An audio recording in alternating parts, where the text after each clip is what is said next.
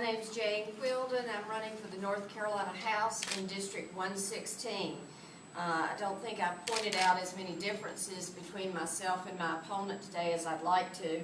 But I'm going to just take a few moments and say I'm running because I love where I live. I love this area. I love the people. I love the innovative energy that we have here.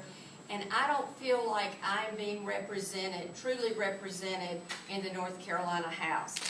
I put a high priority on education. I have 3 children who have graduated from the schools here and gone on to graduate from our universities, our state universities. 2 are now in graduate schools, so pray for me every chance you get. I feel like the main difference between myself and my opponent is that I feel like education should be a top priority. I feel like that is tied in very, very tightly with business development. And I also am a strong proponent of local control over local issues. I think it's time that we take control over what we have borne, what we have maintained, what we have taken care of, and take it back and take care of it in the best way we have been doing over the last several years. Again, my name is Jane Whilden, and I'm running for the North Carolina House. I would appreciate your support.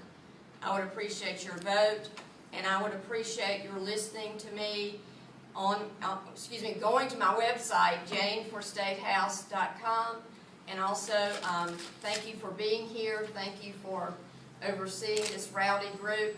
Just wanted to point out over the radio that I'm the only one that didn't get the memo about the dark suit.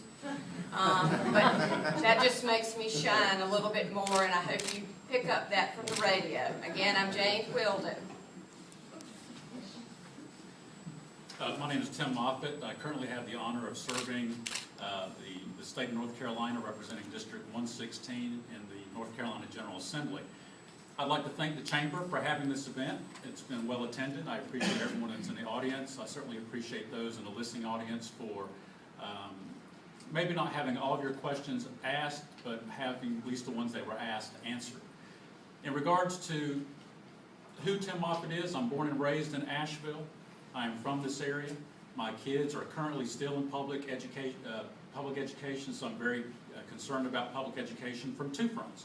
I'm very concerned about the nature of the education that they're getting for the money that we're spending, but I'm also concerned as an employer about the product that our public education is producing. And I don't think it's unfair or unwise to ask questions that may be tough questions about what we're getting for the dollars that we spend in education.